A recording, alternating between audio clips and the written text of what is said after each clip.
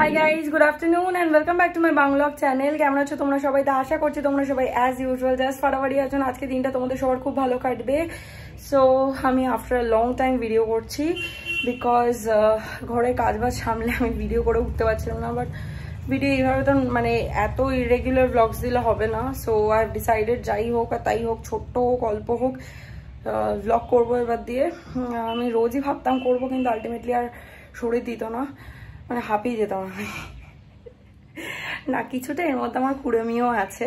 আমি প্রচন্ড বেশি ল্যাদ খাই, প্রচন্ড বেশি, মানে ছোটবেলা দিয়ে মানে কাজ না করে মা আমাকে কাজ না করতে দিয়ে যেটা হয়েছে আর কি।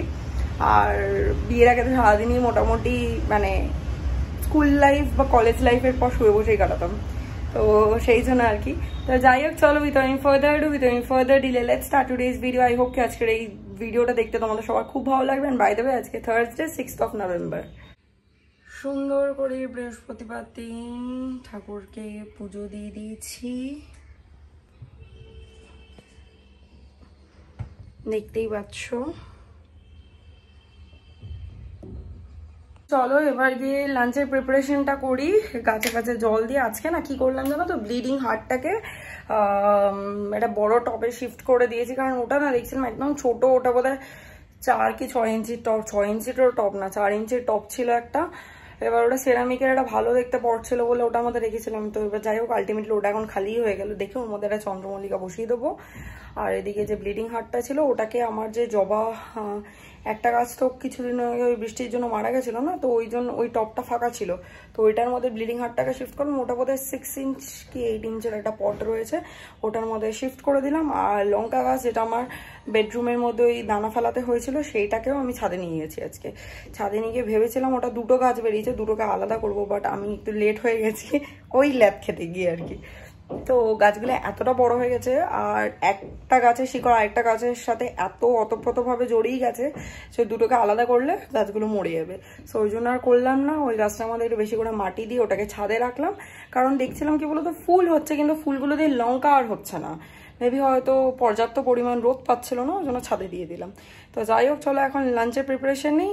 তো চলো যাওয়া যাক। হচ্ছে আজকে লাঞ্চের মেনু, এখানে রয়েছে রাইস, এখানে রয়েছে উচ্ছে কুমড়ো ভাজা, আর এখানে রয়েছে পটলের দোরমা বা দোলমা যেটাই বলো, এটা গতকালকের।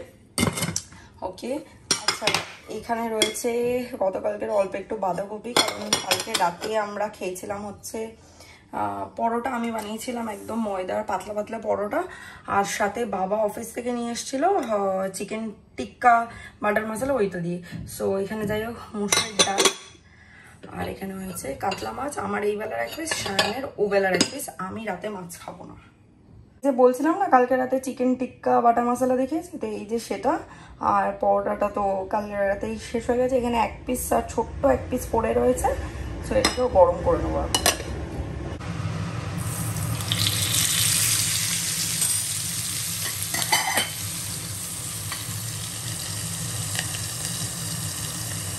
মাছ ভাজাটা করতে করতে মনে পড়লো যে কালকে তো আমি বাজার থেকে গন্ধরাজ লেবু নিয়ে এসেছিল, তো এটা এখন কাটবো যাতে মাছ ভাজা দিয়ে ডাল দিয়ে মেখে অ্যান্ড অবভিয়াসলি বাঁধাকপি তরকারি দিয়ে খেতে পারি, দারুণ লাগবে। আর এদিকে হচ্ছে কি যেন বলে, আজকে সন্ধ্যাবেলা ভেবেছি ব্রেড পিৎজা বানাবো, বিকজ ব্রাউন ব্রেড রয়েছে, পাউরুটি রয়েছে, অ্যান্ড মোরওভার পনিরও রয়েছে ফ্রিজে, তারপরে টমেটো ক্যাপসিকাম এগুলোও রয়েছে, পেঁয়াজ পেঁয়াজে সুন্দর করে ব্রেড পিৎজা বানাবো আজকে, মানে ওই পনির ব্রেড পিৎজা।